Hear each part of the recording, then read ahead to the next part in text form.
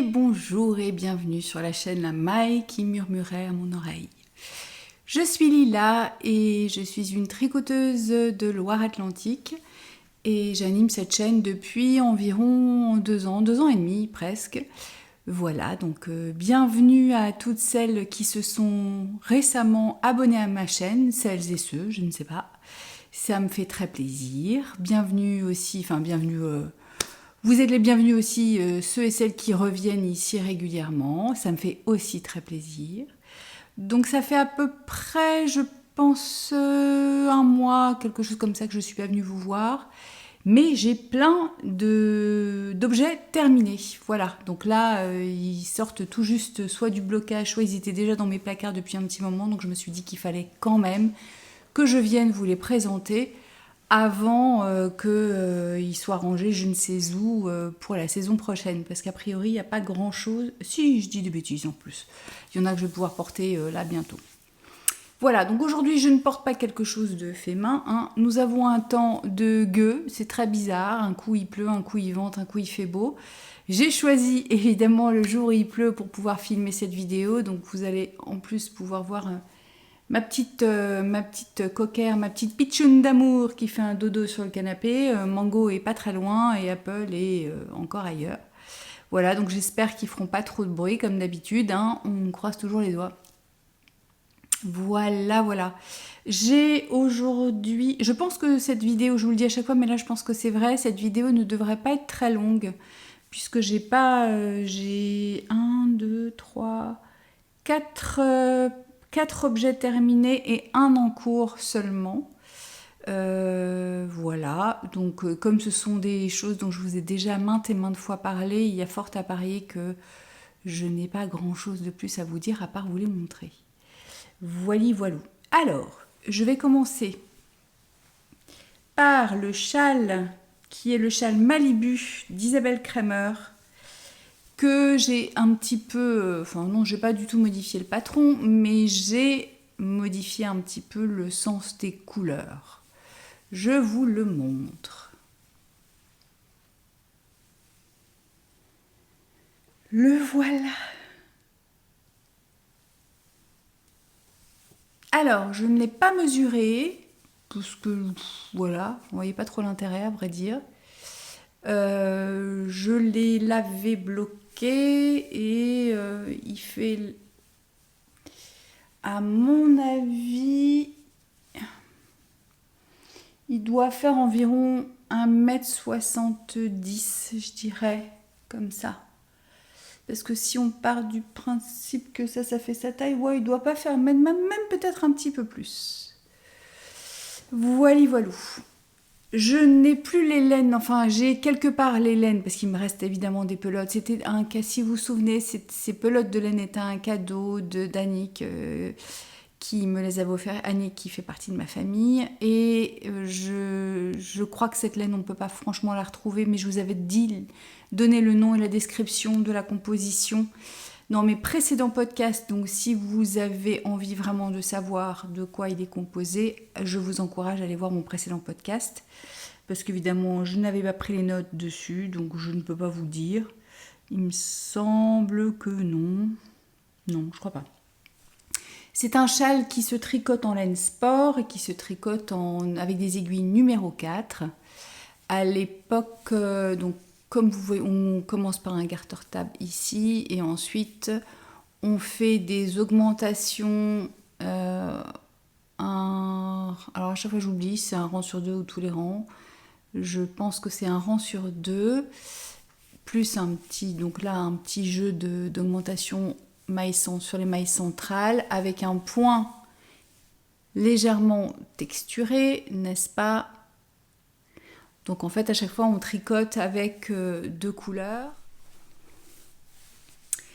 Donc on fait des augmentations tous les rangs en droit et non pas sur l'envers, et on tricote quand ce sont les parties à 2 couleurs. On fait un aller-retour avec une couleur, puis les 2 rangs suivants avec la deuxième couleur. Ce qui permet d'avoir ce petit jeu. On a un jeu de mailles glissées, de mailles tricotées et des augmentations donc sur les rangs en droit. Ce qui donne cette petite texture. Je vous présente l'envers. Voilà. Et l'endroit, vous verrez le jour à travers, mais je trouve que ça fait un petit peu comme des motifs de plumes de paon. Avec les petits points au milieu. Je trouve que ça me fait penser à ça. Ensuite, c'est là où moi j'ai un petit peu fait différemment du patron, c'est qu'en théorie, on a 2 couleurs sur la première partie, et là, on a la couleur de fond, qui est donc moi, cette espèce de grège, voilà, là aussi, et on rajoute une 3e couleur, ou pas, où on reste sur, par exemple, le bleu chez moi, pour faire des rayures. Là où moi, j'ai voulu profiter des laines que Annick m'avait offertes, et j'ai voulu faire un peu de couleur, voilà.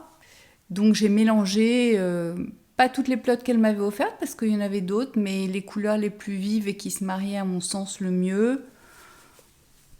Ce qui fait que vous avez un terre de sienne, une espèce de violine, de magenta un petit peu et un jaune d'or. Voilà. Et ensuite, on reprend le motif pour la 3e partie avec la deuxième couleur, avec la première enfin les 2 premières couleurs, là où moi j'avais effectivement peur de ne pas avoir assez de laine bleue puisque je n'avais qu'une pelote de ce coloris là et je me demandais comment j'allais faire. Donc je vous avais largement sollicité, vous avez été super et merci beaucoup puisque vous m'aviez donné tout plein de conseils sur quoi marier comme coloris, etc.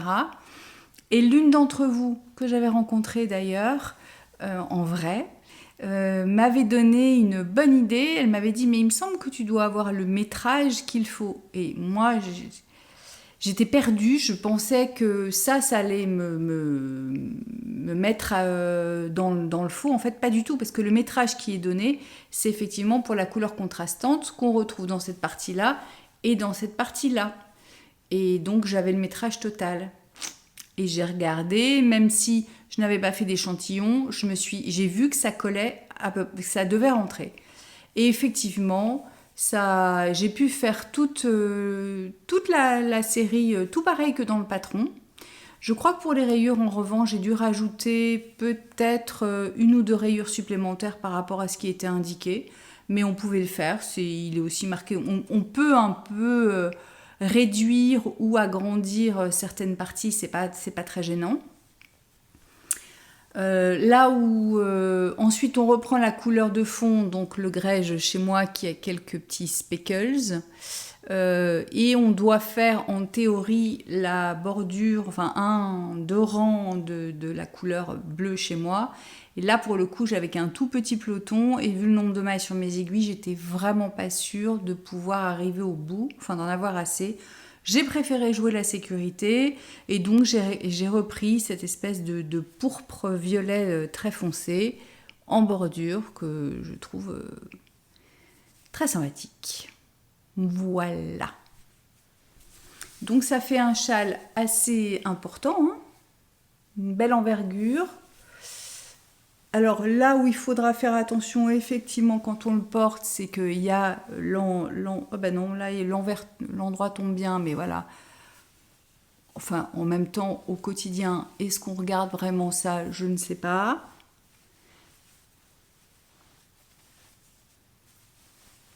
Je le mets évidemment très mal parce qu'en théorie, on doit faire ça bien avec la pointe. Moi, j'ai jamais su mettre les châles forcément bien. À vrai dire, je m'en fiche un peu.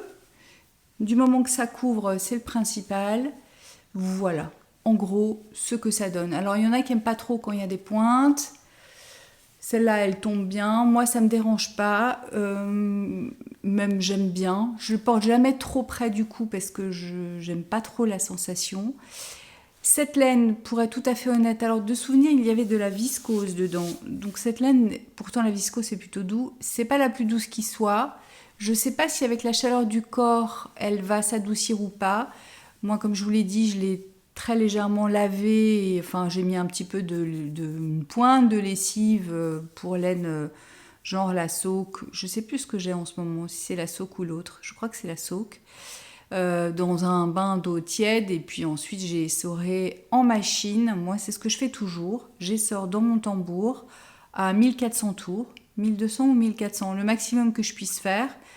Et ça se passe toujours très bien. Je mets ça dans un filet et nickel. C'est ce que j'ai fait. Et ensuite, j'ai bien étiré parce que j'ai toujours tendance à serrer un peu mon tricot. Donc là, j'ai bien étiré sans que ce soit dingo. Hein. J'ai pas tiré dessus comme une malade. Mais voilà, ça me paraisse bien, une bonne ampleur. Et écoutez, je trouve ça plutôt bien. À vrai dire, moi je l'avais fait en me disant, parce que je porte pas forcément très souvent des châles au quotidien, l'hiver hein, j'entends, l'automne-hiver, ça dépend des années, mais on n'a pas forcément besoin dans la région dans laquelle je vis d'avoir un châle autour du cou tout le temps. Mais en revanche, je le voulais assez profond pour pouvoir le mettre, chose que je ne fais pas pour sortir, mais chez moi, je voulais quelque chose que je puisse porter comme ça. Parce qu'habitant dans une maison, on évite de chauffer trop, évidemment. Donc on fait du feu dans la cheminée, mais on n'allume pas trop. On évite de chauffer à bloc. Hein. Et je m'étais dit que, par exemple, avoir ça sur les épaules, quand je suis le soir en train de regarder un film ou assise à bosser ou je ne sais quoi d'autre, c'est quand même pas mal. Et ça, je n'en avais pas. Parce qu'en fait, soit j'ai plutôt des scarfs, et j'ai la grande scarf de petite nid, j'ai la moyenne scarf, donc ça c'est très pratique pour mettre autour du cou. Et je trouve, en l'occurrence, qu'au quotidien, c'est plutôt vers ce genre d'objet que je me tourne, parce qu'on peut l'enrouler, le mettre dans le sac quand on a trop chaud, parce que quand on est dans la voiture, on n'a pas envie d'avoir une scarf autour du cou. Quand on sort, il y a un petit brin d'air, pouf, on la met, et je trouve que c'est somme toute assez pratique. Donc c'est ce genre d'objet, je sais qu'il y en a qui l'adorent, d'autres qui la détestent. Moi j'en ai tricoté, je crois que c'était quasiment à la sortie. J'en avais fait, parce que ça fait longtemps que j'en ai des scarfs. J'en ai quelques-unes différentes. Il y en a une que j'aime beaucoup qui est en kaki, qui est pleine d'erreurs, mais que je mets pas mal parce que elle est à la bonne dimension. Je crois que c'était la moyenne. J'ai pas la toute petite, parce que la toute petite, ça fait vraiment un petit nœud. Je ne l'ai pas faite. J'ai fait la deuxième. Je crois qu'il y a 3 tailles. Et j'ai fait la très grande aussi, que j'aime beaucoup, mais qui pour le coup est très très longue. Bref, tout ça pour dire que moi, c'est plutôt vers ce genre d'objet que je me tourne pour couvrir le cou. En revanche, même si c'est de grand modèle, la scarf, elle est peut-être, je ne sais pas quelle largeur elle fait, mais elle n'est pas très très grande. Elle ne va pas vous couvrir le dos, quoi. Et donc, je voulais quelque chose d'assez d'assez couvrant pour mes soirées d'hiver et qui soit sympa, de couleur assez chouette, avec un motif rigolo pour que ça tombe pas trop dans le mémérisant, à vrai dire. Voilà. Après, on fait ce qu'on veut, hein, voilà. Mais moi, j'aimais bien. Donc, je ne sais pas encore comment je la porterai. Autre petit point sur cette laine donc je sais qu'il y avait de la viscose de la laine, bien sûr, et je sais plus les proportions, c'est qu'elle a tendance à être très velue comme ça, et elle perd pas mal ses poils. Voilà, parce que même je l'ai secouée dehors et j'ai vu plein de petites fibres, de petits bouts de fibres comme ça qui voltaient. Donc, je sais pas trop ce que ça va laisser sur un pull ou... Tiens, j'ai un truc bleu marine, on va voir. Ouais, ça laisse quelques petites peluches quand même. Écoutez, on verra cet hiver sur un pull, ce que ça donnera. Mais voilà, donc même s'il fait moche, c'est bien trop chaud pour pouvoir porter ça. Quoique je vous avoue que j'étais à 2 doigts de faire un feu de cheminée quand même. Donc bon. Mais ça, c'est le côté gris-gris, moi. C'est histoire d'avoir de la lumière, un petit truc un peu chaleureux. Mais je pense que j'aurais bien trop chaud avec ça. En tout cas, voilà. Je suis très contente de l'avoir fait. Le patron d'Isabelle Kramer est expliqué. Donc moi, je l'ai tricoté en anglais. Je ne sais pas s'il existe en français, ce patron, s'il a été traduit. Je pense que oui. Est-ce que vous voulez donc que je vérifie pour vous ? Je peux le faire. Est-ce que je peux le faire ? Oui, je peux le faire en faisant... Si ma tablette veut bien... Eh ben voilà qu'elle est bloquée, ma tablette. Non. Est-ce qu'on sait? Ah ben oui, mais non, parce que je suis sur Knit Companion. Moi, je tricote, je vous avais expliqué que je prends l'application, la version gratuite de Knit Companion, et ce qui fait que je le mets sur ma tablette, et je peux suivre rang par rang, et je trouve ça très pratique. Alors, bah, je vais prendre un... Alors, je prends n'importe quel patron d'Isabelle Kramer parce que je vais vous montrer autre chose plus tard. C'est traduit en danois, anglais, allemand, italien, japonais, portugais, russe et espagnol et bien sûr français. J'ai dit français en dernier. Donc vous pouvez le tricoter en français ou en anglais. Moi je l'ai fait, je crois, en anglais parce que j'aime bien. Je trouve que les abréviations sont plus simples et je les connais mieux finalement. Donc voilà ce que je peux vous dire de ce châle. Donc je vous disais aussi que les explications sont très bien détaillées, j'ai eu aucun souci de compréhension. Le motif est donc décrit rang par rang. Ça se passe honnêtement très très bien. Voilà. Donc vraiment pas de souci, pas de questionnement. Alors moi, le seul truc, évidemment, c'est que comme je m'étais amusée à faire des rayures de plein de couleurs, ben, j'avais énormément de fil à rentrer. Eh bien, c'est ce que j'ai fait. J'ai pris mon mal en patience et j'ai tout rentré. Écoutez, je suis assez fière de moi. Je trouve que c'est pas mal du tout. Là, vous voyez encore le jour à travers, mais voilà, on voit des endroits. Mais vous le voyez parce qu'il y a le jour qui montre le... Là, on voit un peu plus le film, mais en gros, vous voyez tout ce que j'ai rentré. Je trouve que c'est pas mal du tout. Alors, l'avantage aussi de cette laine-là, c'est qu'elle ne doit pas être super wash, ça c'est sûr. Et j'ai remarqué que dès que je l'ai lavé, les fils, j'ai rentré mes fils avant de le laver, mais je les ai coupés après. Et j'ai remarqué qu'après le lavage, ils étaient déjà en train de s'amalgamer. Donc je pense que cette fibre doit être super pour du jacquard. Et comme il m'en reste pas mal, je suis en train de me dire, sauf le bleu que j'ai liquidé, mais des autres couleurs, il m'en reste quand même. Je suis en train de me dire que si j'ai un petit motif de jacquard à faire, je pourrais me tourner aisément vers cette laine. Enfin, fibre mélange, quoi. Voilou. C'était mon premier objet terminé. Ensuite, je vais vous montrer mon top qui m'a donné tellement de travail, n'est-ce pas, de questionnement, de temps aussi, puisque je l'ai laissé tomber pendant un moment, je l'ai repris après. C'est le Sans série top de Soligreen que j'ai terminé.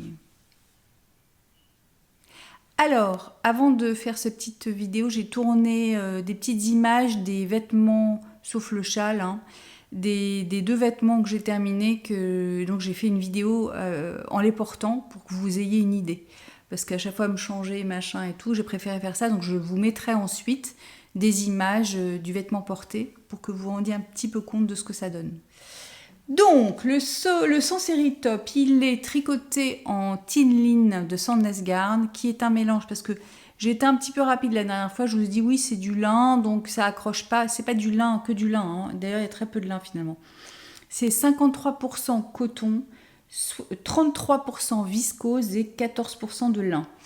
C'est un top qui se tricote en aiguille de 75. Et qui, si vous avez suivi mes pérégrinations, qui se tricote pas comme ça, à vrai dire. Moi, je l'ai fait, j'ai raccourci le motif et je l'ai fait. Bon, il a des plis, il était plié dans mon armoire. Je l'ai fait en version blouse plutôt que le modèle initial qui lui est très. En fait, on a un motif qui tombe bas jusqu'en, je pense, environ la taille ou nombril. Je sais pas exactement, et ensuite on fait une large bande de côte qui resserre l'ouvrage.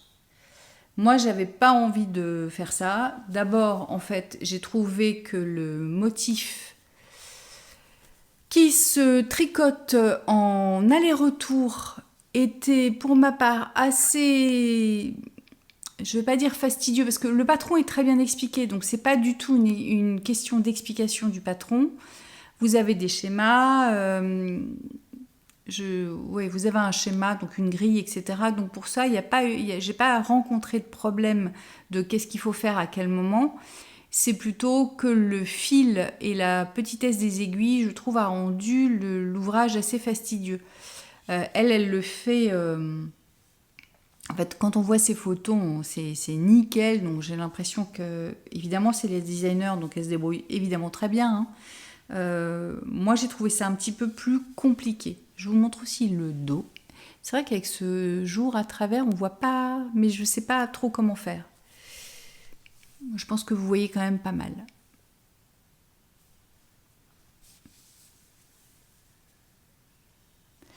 Donc, on tricote, je vois qu'on fait des augmentations, des rangs raccourcis dans le dos. Ensuite, on vient on vient relever des mailles, il me semble, on les a mis en attente. Ça, par contre, c'est un peu loin et on fait un pan et puis un autre. Et ensuite, on vient rejoindre les deux côtés. Tout ça tricoté donc en aller-retour avec 2 couleurs, comme vous pouvez le voir. Et moi, ce qui m'a donné le plus de soucis, on le voit encore malgré le fait que j'ai essayé un peu de bidouiller, c'est certains allers-retours au niveau de certaines mailles des extrémités. Pas toutes, il y en a qui m'ont plus donné de mal que d'autres, je ne saurais pas vous dire pourquoi. Est-ce que j'ai dû tenir mon fil différemment? Est-ce que j'ai dû le croiser différemment par rapport à la couleur principale? Je ne sais pas. Elle donne pas pour le coup de trucs et astuces. C'est un peu à soi de se débrouiller. Donc voilà. Moi, j'avais jamais fait de jacquard en aller-retour. Les jacquards que j'ai fait, c'est en rond et je trouve ça évidemment bien plus simple. Et je pense que le fait de le tricoter dans une fibre de coton avec un fil qui a tendance à se dédoubler et qui surtout n'accroche pas, donc il n'est pas poilu, il n'est pas dufteux, il n'est pas épais et il n'accroche pas parce qu'il n'y a pas de laine dedans. Je trouve que tout ça rend le jacquard plus compliqué d'exécution dans le sens où on n'a pas le droit à l'erreur, quoi. Autant un jacquard, même quand il y a une maille un petit peu plus lâche ou quelque chose qui, bon voilà, ou un peu plus serré, on se dit bon bah, au blocage, ça va se lisser, ça va le faire parce qu'on sait que les fibres de laine vont se mélanger, elles vont gonfler à peu près au même rythme et tout ça. Là, on est sûr que ça va pas gonfler du tout. Donc il faut pas compter sur le blocage pour lisser les choses. Ça lisse un petit peu dans le tricot, voilà. Mais tiens, là, je vois qu'il y a des augmentations, on les voit.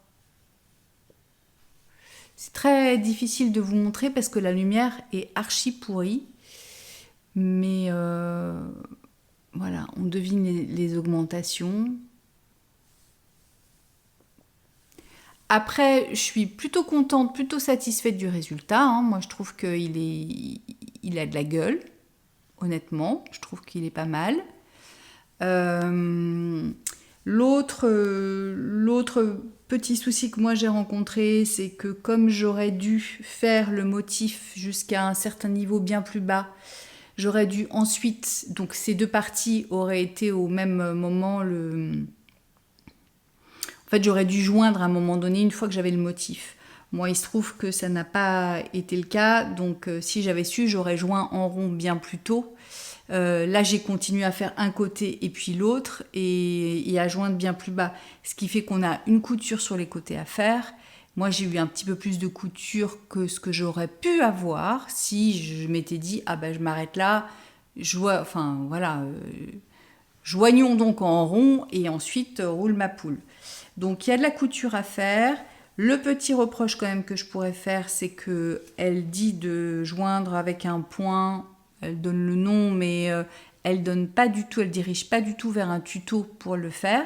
Donc c'est un peu à vous de vous débrouiller tout seul. Encore une fois, c'est pas parfait parce que je trouve que cette fibre ne pardonne pas trop. Mais c'est comme le coton, tout se voit quoi. Ces fils un peu d'été, c'est sûr que ça pardonne moins l'erreur que la laine. Écoutez, on voit là un petit schplouk parce qu'on démarre d'un côté et en fait comme on a une grande fente là et qu'après on a joué en rond, on a comme un espace qu'il faut coudre. Donc il y a forcément une espèce de petite surépaisseur ou d'un côté ou de l'autre. Enfin forcément, en tout cas dans mon cas. Je n'ai pas réussi à faire autrement. Mais une fois porté, vous verrez les images. Comme c'est très large et fluide, voilà, je trouve que ça passe. Moi j'avais aussi un souci, je vous en avais parlé, si vous changez le patron comme moi, ne vous plantez pas, elle donne un rang de diminution à faire qui est assez conséquent, que j'ai fait la première fois en me disant bah tiens, moi c'est pas parce que je fais pas le motif aussi bas et que je fais pas la bande de côte que je vais pas faire les diminutions. Erreur, puisque ces diminutions correspondaient effectivement à un haut qui s'arrête à la taille en fait, et donc qui est très resserré par les côtes et correspond au diamètre de votre taille. Là, moi, je l'ai fait beaucoup plus bas, donc il tombe en dessous, à peu près aux fesses. Donc si vous faites le rang de diminution, bah, ça fait un truc qui remonte, qui était fait pour être à la taille, mais pour le coup, c'est très moche. En plus, on n'a pas les côtes avant pour rendre le bazar élastique, donc ça ne fonctionne pas du tout. Donc j'avais tout défait. Il m'a fallu quelques reprises pour me rendre compte qu'effectivement mon erreur venait du fait que j'avais fait beaucoup de diminutions et que c'était pas cohérent vu le design que moi j'avais décidé de faire. Donc j'ai tout défait, j'ai pas fait de diminution, j'ai fait une bande de côte classique. Et en revanche, pour pas être embêtée, je crois que parce que moi quand il y a en ce moment quand c'est pas du tout resserré, donc c'est vraiment fluide et large. Hein, j'ai pris une taille d'aiguille supplémentaire pour pouvoir faire mon rabat classique. Je me suis pas embêtée à calculer 3 fois la circonférence, blablabla. Je le sentais pas comme ça. Donc j'ai fait un rabat classique en augmentant de taille d'aiguille, et ce qui fait que, je vais pas vous dire qu'il est élastique puisque la fibre ne l'est pas, mais au moins il n'est pas serré. C'est tout ce que je lui demandais, c'est déjà beaucoup. Petite modification aussi chez moi. Je sais pas si on voit très bien ce que j'ai fait. Moi-même, je ne saurais plus trop. Théoriquement, on a une finition, on reprend les mailles de l'encolure et on fait un I-cord. Alors, je sais pas si c'est moi, c'est probablement moi, mais c'est pas la première fois que ça m'arrive. En fait, quand je fais un I-cord, je trouve que ça roulotte dans le mauvais sens. C'est-à-dire que je me retrouve avec l'envers qui est comme ça, quoi. L'i-cord tire l'envers comme ça. Donc c'est très moche et je sais que ça fait un trop gros bourrelet, que même au blocage, ça va pas le faire. Donc j'ai pourtant essayé avec des tailles d'aiguilles différentes. Je crois que j'ai essayé... j'ai un petit ongle qui m'embête. J'ai essayé à 2 reprises et ensuite je me suis dit que j'allais passer à autre chose. Donc ce que j'ai fait... Théoriquement aussi, cette I-cord là est de la même couleur que le fond, donc orange chez moi, mais je n'avais plus d'orange. Forcément, puisque moi j'ai considérablement rallongé l'ouvrage, que je n'ai pas fait les diminutions, que j'ai tout ça. Donc je me suis dit, pas de souci, je vais le faire avec le blanc, ce qui me pose aucun souci, et je trouve que honnêtement, ça va très bien. J'ai relevé les mailles comme préconisé, et moi en fait, j'ai fait 2 rangs de point mousse. Voilà. Donc ça fait une espèce de petit bourrelet comme ça, un peu comme un I-cord en vrai, sauf que ça ne donne pas ce côté qui se barre et qui attire le tricot sur l'envers avec un gros machin disgracieux. Là, pour le coup, ça reste. Donc si comme moi, vous n'êtes pas forte en I-cord ou que ça fait un tricot trop gros, trop lourd et qui vous tire l'ouvrage, peut-être tournez-vous vers le point mousse, sachant que comme on fait du point mousse en rond, le point mousse en rond, c'est un rang droit, un rang envers. C'est pas, si vous faites 2 rangs droits, vous allez refaire du jersey. Donc j'ai dû faire ça et ensuite faire un rabat classique. Voilà. Toujours en... Ouais, je pense que j'ai fait un rabat assez classique où j'ai fait quelque chose. Est-ce que j'ai marqué ce que j'ai fait?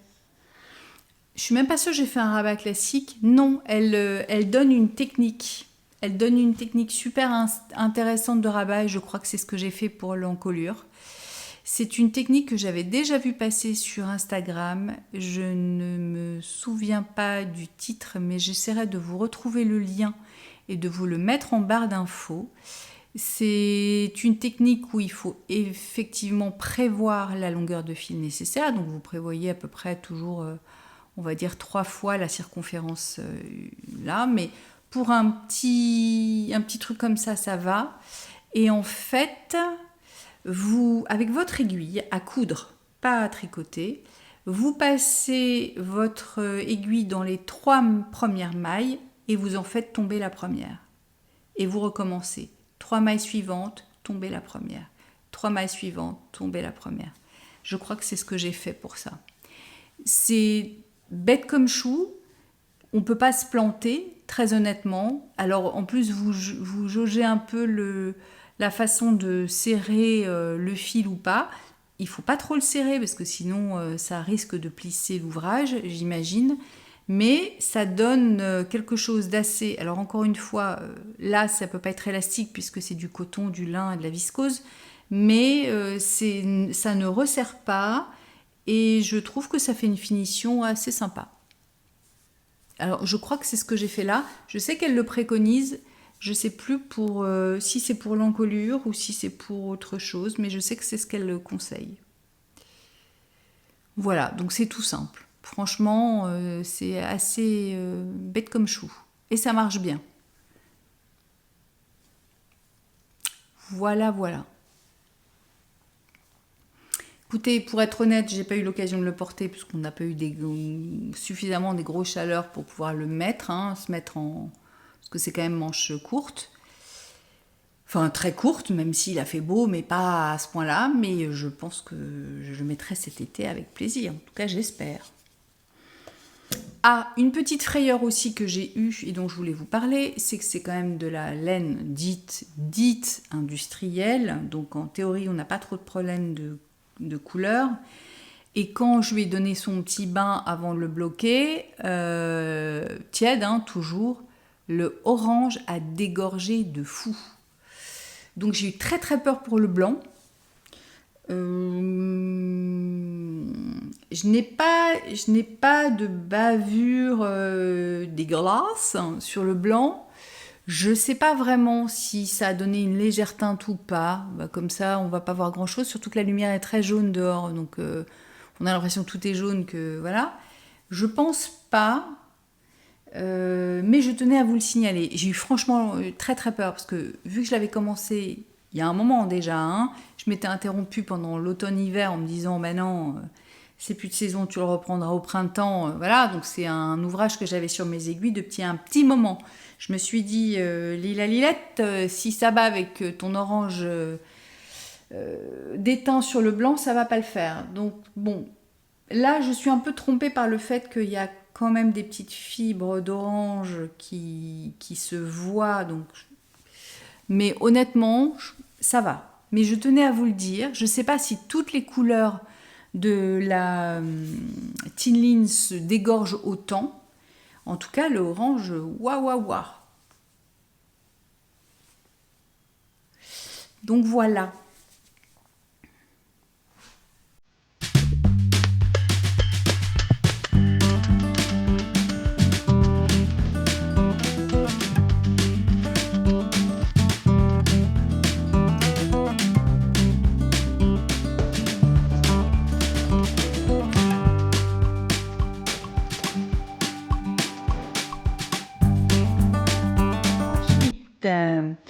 La dernière fois que j'étais venue vous voir, j'avais sur mes aiguilles le pull Olive Leaf de Ririko, qui est une designer japonaise, je crois, que je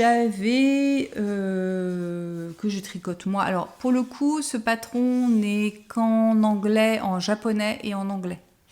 Donc si vous n'êtes pas confortable avec le tricot en anglais, ça va peut-être pas être pour vous, bien que je trouve moi que c'est quand même très simple, d'autant que la grille de jacquard, c'est une grille de jacquard. Il n'y a pas besoin de parler anglais, japonais pour la comprendre. Japonais éventuellement, mais l'anglais, ça va bien le faire. Comme pour l'autre top, je vous mettrai des images de moi portant ce petit pull que je vais vous montrer sur cintre si ça glisse pas trop parce que il est quand même boxy. Hein. Et évidemment, avec la lumière derrière, on ne voit rien.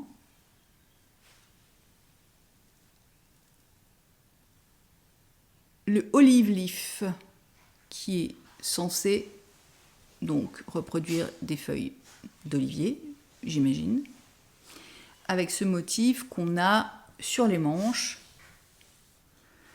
Des petites manches assez courtes avec un poignet un peu long, un col un peu bateau comme ça.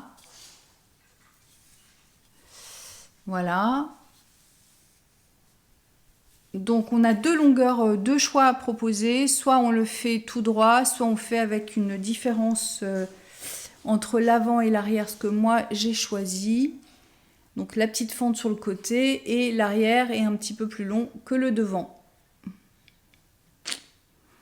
Et donc le motif se poursuit évidemment à l'arrière. Voilà. Tac. Alors il est très fluide et très agréable. Je ne l'ai pas encore porté. Pour être tout à fait honnête, je viens d'enlever les peignes de blocage. Voilà, il vient d'être tout sec. Moi, je les laisse plusieurs jours. J'ai tendance à les oublier, mes ouvrages. Et de temps en temps, je fais « Ah, bah oui, tiens, peut-être que j'aille voir s'il n'est pas prêt, mon pull. » Je l'ai tricoté en mérissoie de chez Madeleine et Philibert. C'est un fil fingering qui est composé de 60% mérino, 20% soie et 20% yak. C'est très très agréable. Le coloris c'est Île d'Aran pour ce beau vert. Donc je ne sais pas si vous allez pouvoir le voir, mais on devine le yak avec cette petite couleur plus sombre, plus noire, qui confère, je trouve, beaucoup de profondeur au coloris. Un très joli drapé et beaucoup de douceur, donc je le trouve vraiment, vraiment sympa. Donc, on fait des panneaux, on fait une encolure avec un montage particulier et ensuite on avance un petit peu, je ne sais plus exactement comme d'habitude, hein, parce que moi je suis très nulle pour expliquer les patrons, mais en gros ensuite on fait cette patte, on fait les épaules en premier, très vite.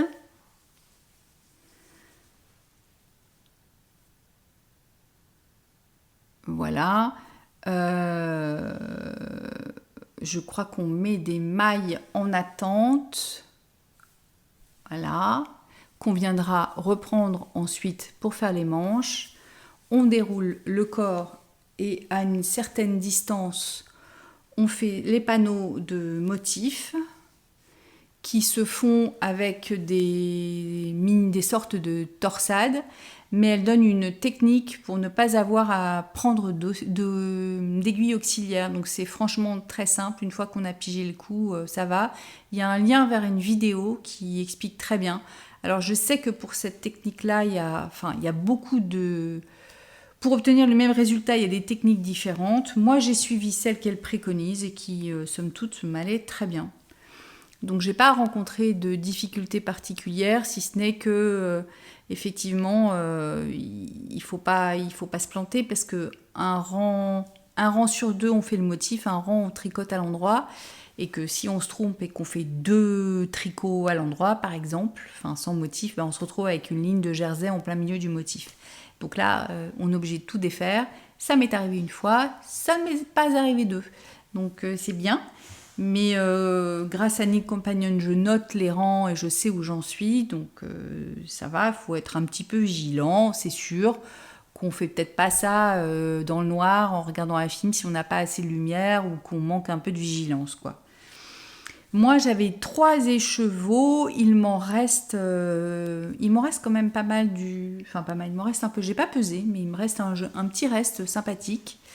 Ce que j'ai décidé de faire, parce qu'en fait, moi, je fais jamais toujours, c'est intéressant. Je ne fais pas toujours la longueur de corps préconisée, parce que j'aime bien voir en fonction du porté sur moi, de comment ça tombe.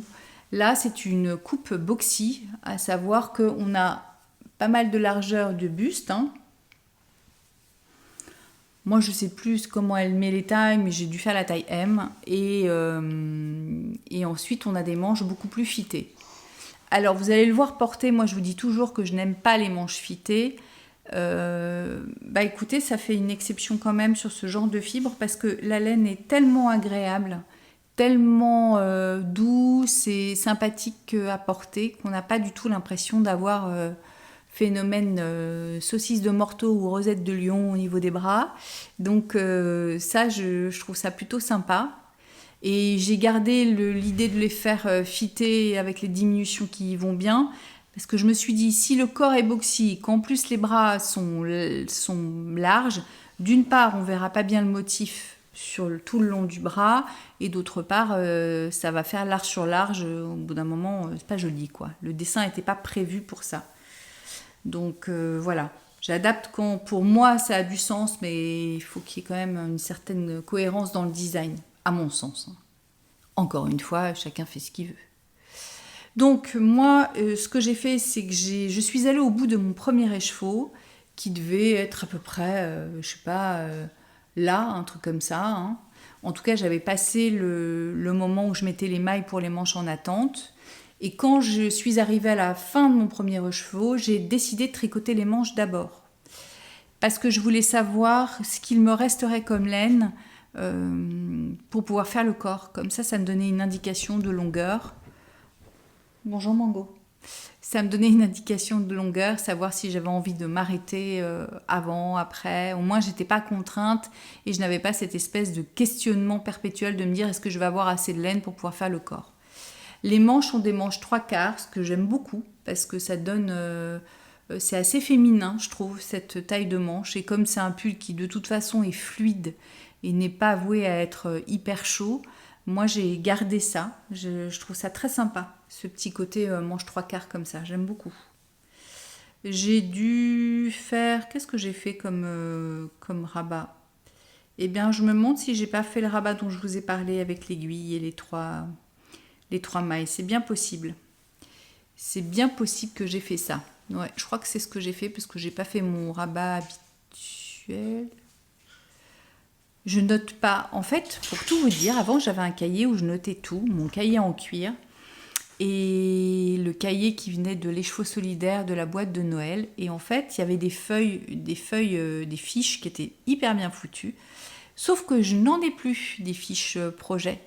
Et ça m'embête bien parce que c'était pratique pour noter les techniques utilisées, etc. Alors évidemment, ça se recommande, sauf qu'en ce moment, comme je fais attention à tout ce que je commande, j'en aurais pour autant de frais de port que de feuillets. Donc ça m'embête un peu de passer une commande pour ça, et comme je commande pas de laine en ce moment, je fais super gaffe, ben voilà, donc je prends beaucoup moins de notes, à mon grand désespoir, parce que je ne suis pas de celles qui arrivent toujours à relire ou à me souvenir exactement de ce que j'ai fait. Mais comme ça, à vue de nez, je pense que c'est le fameux rabat avec l'aiguille. On fait glisser 3 mailles, on passe la laine dans 3 mailles, on enlève la première. Et vous voyez, c'est élastique, ça marche bien. J'aime bien aussi cette grande bande de côte, je trouve ça assez sympa. La laine est vraiment très jolie. Au trempage, elle a dégorgé aussi. J'avais de l'eau verte, mais on va dire que là, c'est moins embêtant parce qu'il n'y a qu'une couleur, donc voilà. Mais j'imagine que c'est normal. Et donc, je n'ai pas encore eu l'occasion de le porter, puisque je vous dis, il sort tout juste de mon tapis de blocage. Donc voilà. Je ne sais pas si j'aurai l'occasion de le porter. Si, c'est bien possible, parce que ça, à mon avis, par cette saison... quand il fait grisailloune comme ça et 15 degrés, je pense que ça se tolère. Donc voilà, qu'est-ce que je peux vous dire? Le patron est très bien écrit, franchement, aucune difficulté. Elle met des liens pour les points utilisés. Elle explique les techniques. Franchement, c'est carré, sobre, efficace, sans souci, à condition évidemment qu'on aime bien ou qu'on ait envie de se challenger pour tricoter un patron en anglais. Mais franchement, avec une grille, il n'y a pas vraiment de souci. Vous avez aussi DeepL pour traduire l'anglais si jamais vous avez des difficultés, ou Google Traduction. Enfin, aujourd'hui, je trouve qu'on a quand même pas mal d'outils. Vous pouvez même utiliser votre appareil photo avec Google et puis vous le mettez dessus, ça vous mettez traduire et ça vous traduit instantanément ce qu'il voit. Alors, c'est sûr que pour les abréviations, mais aujourd'hui, on trouve partout des lexiques qui vous expliquent les abréviations, qui vous traduisent les abréviations anglaises versus français. Donc honnêtement, je trouve que c'est pas compliqué de tricoter en anglais aujourd'hui, quoi. Voilà, donc je ne peux que vous recommander ce modèle que je trouve fort sympathique. Et la laine également. Et la laine également que je trouve très belle. Voilà. Et ce vert, il est beau quand même, hein. Ouais, je trouve super joli.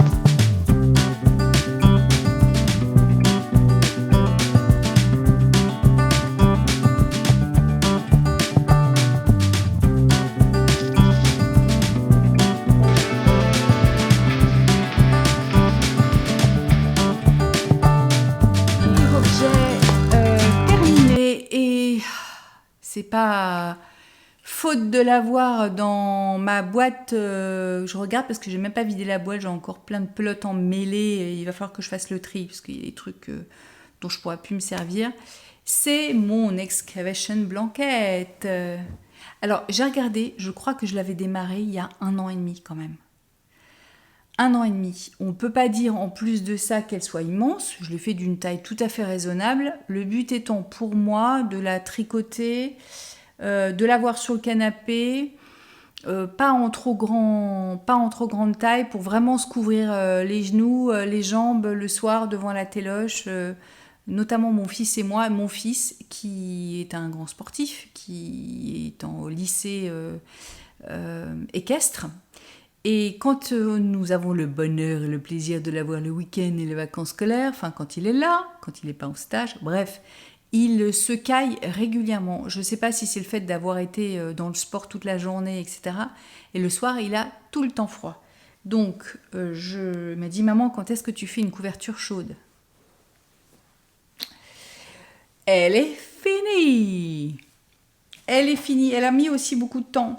Parce que je manquais de laine. Alors, je vais vous expliquer. Donc, l'Excavation Blanket que tout le monde connaît, mais je le rappelle, c'est un patron gratuit de Jana Piotta, qui est théoriquement tricoté en laine fingering et en 2,5, quelque chose comme ça. Moi, j'ai décidé de la doubler, c'est-à-dire que je me suis servi de tous mes petits restes de laine, enfin pas tous, mais beaucoup, des restes de laine à chaussettes, de laine diverses et variées, de mohair et soie, d'un peu tout. Et je l'ai doublé avec un fil écru pour que je puisse la tricoter en 4. Ce que j'ai fait. Et aussi parce que je trouvais que ça noyait un petit peu les rayures. C'était moins... C'est un autre genre. C'est complètement un autre genre que quand vous faites rayures full couleur, parce que j'aurais pu aussi doubler le fil à chaque fois, mais là pour moi c'était trop de calcul de savoir exactement le métrage dont j'aurais besoin, ou prendre le fil intérieur, le fil extérieur. Moi j'avais des plots un peu à la one again. Donc elle a été aussi en suspens parce que je manquais de fil écru, mais ma Sabrina Choupi, que j'embrasse très fort d'ailleurs, a eu l'extrême gentillesse de m'envoyer de la laine, et donc j'ai pu la terminer. Alors, ce patron que vous connaissez par cœur, mais c'est pas grave, on commence par 3 mailles et on fait des augmentations. On prend donc le fil en double ou 2 fils pour moi, toujours du même côté, on rajoute le fil et on tricote en point mousse à un aller et à un retour. On laisse pendouiller le fil, on coupe, on fait un nœud et on change de couleur à chaque aller-retour. Voilà. Et on fait ça avec des augmentations jusqu'à ce qu'on estime être la moitié de son ouvrage. Donc quand vous avez comme moi et comme la plupart une aiguille pas très grande, ben, c'est un peu au pifomètre ou un peu aussi au ras-le-bol de tricoter une couverture, voilà, ou comme vous voulez. Et ensuite on fait de l'autre côté des diminutions, ce qui fait que les brins de fil ne sont pas du même côté que pour les augmentations. Voilà, vous faites la même chose mais avec des diminutions de part et d'autre de votre rang. Et c'est comme ça que ça marche et vous obtenez à la fin un carré. Donc, je ne sais pas combien elle fait parce que comme c'est du point mousse, évidemment c'est quand même très élastique. Hein. Mais voilà. Tac. En tout cas, moi, largement suffisant pour nous couvrir, mon fils et moi, parce que mon mari n'est pas frileux, le soir devant la téloche, ou lui s'enrouler dedans. La condition est que les chiens n'ont absolument pas le droit de se coller dessus, parce que c'est bon, les poils de chien, non merci, et j'ai pas envie d'avoir à la laver toutes les semaines. Parce que c'est quand même un ouvrage qui pèse son poids, et que moi je l'ai lavé... Comment j'ai fait ? Je l'ai lavé à la machine. Parce que d'abord, mon lavabo de salle de bain n'aurait pas été assez grand pour contenir tout ça. J'avais pas du tout envie de devoir me farcir de l'essorer à la main. Et j'ai déjà eu ce problème avec ma machine à laver, parce que vous savez, je vous ai dit que moi, j'essore tout dans ma machine. Mais lorsque mon ouvrage que je mets dedans n'est pas assez essoré à la base, s'il est lavé, qu'il est essoré au fur et à mesure, l'eau est chassée au fur et à mesure, j'ai pas de souci. Mais si je colle un vêtement qui n'a pas été essoré et qui pèse très lourd, ma machine elle bug au bout d'un moment, ça tape dans tous les sens et voilà. Ça m'est déjà arrivé avec plein d'autres machines, donc c'est pas que ma machine, c'est que je pense qu'elle se dit il y a un truc qui va pas, qui est trop lourd, ça la déstabilise en fait quand le tambour tourne et elle aime pas ça. Et là, pour le coup, j'avais pas du tout envie d'avoir à me coltiner ça, à essorer à la main, ça aurait été une vraie galère. Donc je l'ai mis au programme laine. J'ai fait confiance, j'ai essayé de la mettre dans un filet quand même, parce que le problème des programmes laine, c'est contrairement à moi quand je mets un essorage, je mets au maximum, le programme laine, je crois que l'essorage doit être à 800 tours, un truc comme ça. Donc je sais que c'est pas l'idéal. Je l'ai fait, nickel. Je l'ai étendue ensuite pour qu'elle sèche tranquillou bilou. Et je lui ai coupé sa petite frange. J'ai fait à peu près 10 cm. 10 cm de frange. Voilà, de chaque côté. Et je l'aime bien, écoutez. En tout cas, elle fait le job. Voilà. Elle fait le job. Il y a vraiment de tout. Ce qui est rigolo, c'est que du coup, on voit les couleurs vives plutôt de cette face-là. De l'autre côté, voilà, il y en a d'autres. Enfin, c'est plutôt de l'autre côté, machin. Je tourne toujours à peu près autour des mêmes couleurs avec quelques rajouts, mais très peu. Il y a quand même pas mal de rose, de gris, de laine à speckles, de petits restes de laine à chaussettes. Voilà. Et je trouve qu'avec les crus, ça donne un petit côté bonbon comme ça, un petit côté berlingot qui est assez chouette, que j'aime bien. Et ça me permettait aussi de ne pas être obligée de mettre des couleurs qui se marient forcément avec soit le canapé, soit... En plus, moi, je vous avais déjà montré, j'ai un tapis avec des grandes bandes de couleurs vives, donc je voulais quelque chose d'assez vif, mais qui soit pas forcément exactement collé, machin. Donc ça, elle est pliée dans un coin sur mon canapé, et franchement, voilà quoi, je la trouve très sympa. J'en ferai pas un couvre-lit par exemple, parce que je trouve qu'à laver, ça doit être... à mon avis, ça prend quand même pas mal la poussière et tout ça. Mais une comme ça m'irait bien. Je ferais bien d'autres couvertures, d'autres dessins plus graphiques, je pense. Parce que des restes de laine, on en a quand même tout le temps. Et que moi, je sais pas toujours quoi en faire des restes de laine. Toutes les laines ne vont pas dans des chaussettes déjà. Et des projets qui permettent d'utiliser plein de restes, soit c'est pas des vêtements que je me vois porter, soit il manque un peu de quantité, soit je sais pas, je sais pas trop. Dites-moi vous en commentaire ce que vous faites avec vos restes de laine. Quand je dis reste de laine, hein, c'est déjà un 20 grammes quoi, quelque chose entre 10 et 20 grammes.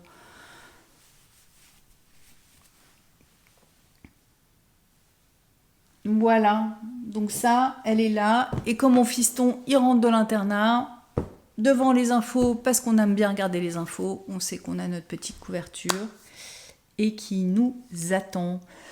Je vous ai présenté tous mes objets terminés, mais j'étais contente, la satisfaction d'avoir tout. J'en ai des cheveux dans la bouche, des poils de couverture. La satisfaction d'avoir terminé tout ça, c'est quand même assez sympa. Je suis bien contente. Là, comme je vous l'ai un petit peu dit, j'ai pas trop de projets. J'ai un projet sur mes aiguilles, un en cours. Je vais vous le montrer. Je vous avais montré aussi des chaussettes de mon mari, mais il les a au pied. Il est parti travailler à Paris avec.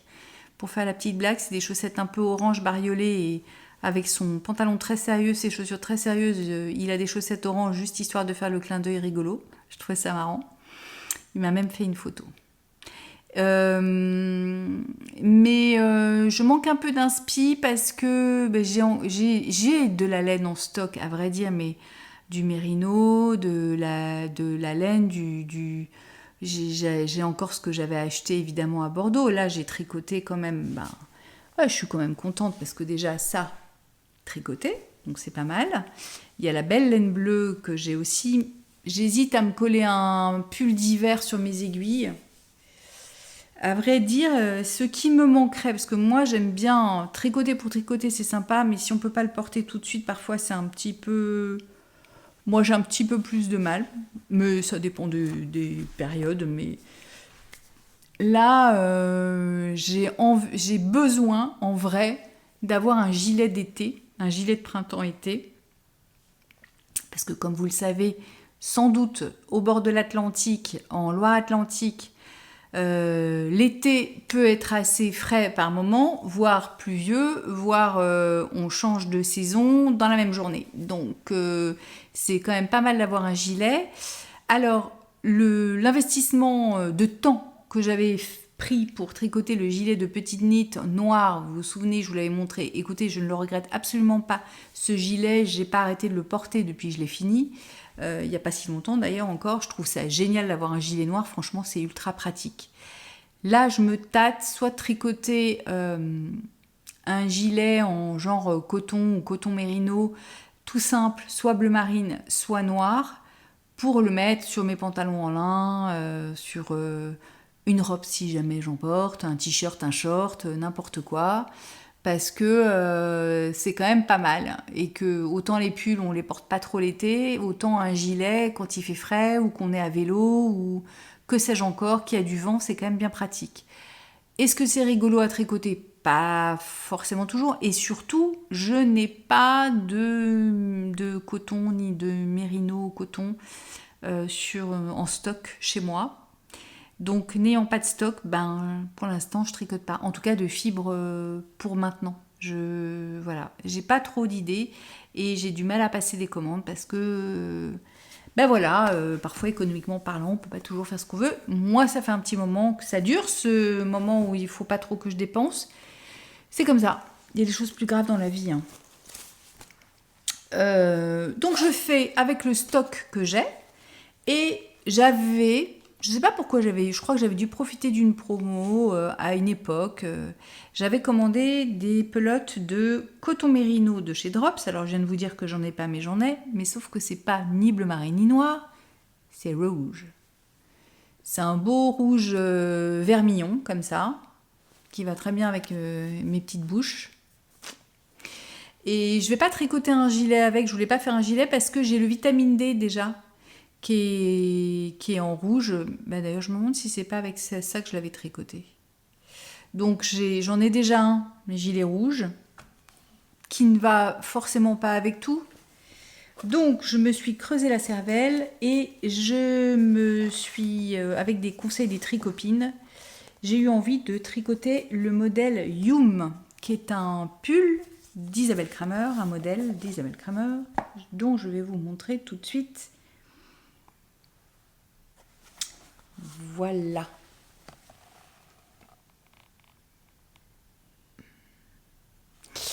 J'ai bien conscience. Il est aussi tricoté avec une version manche comme ça.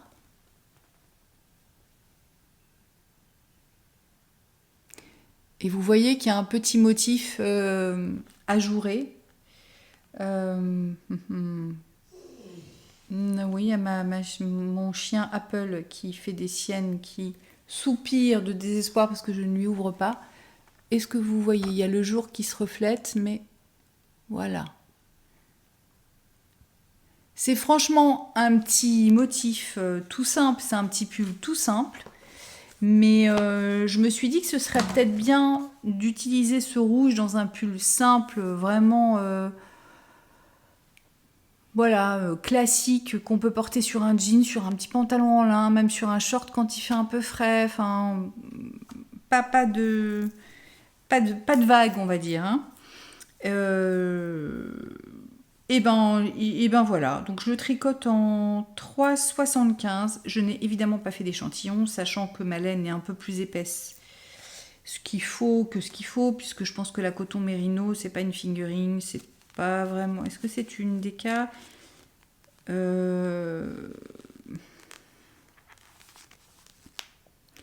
y a quoi? Ouais, c'est une 110 mètres pour 50 grammes. Bah ouais, non. Oui, non, si.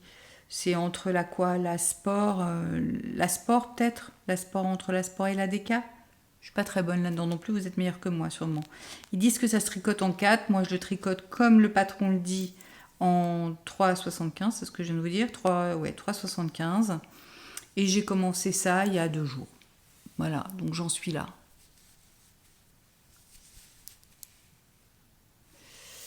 Donc c'est vraiment des petits motifs tout simples, un peu de pointe. Alors ça va se lisser au blocage ça pour le coup. Hein.